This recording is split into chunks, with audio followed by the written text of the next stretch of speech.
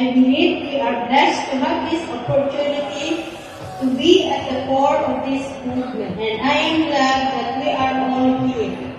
I believe a strong and empowered woman will ensure food security now and in the future. And with this in mind, I think about my own grandson, Jaden. If we don't act now, and if we don't use our motherly instinct, who will take care of their generation?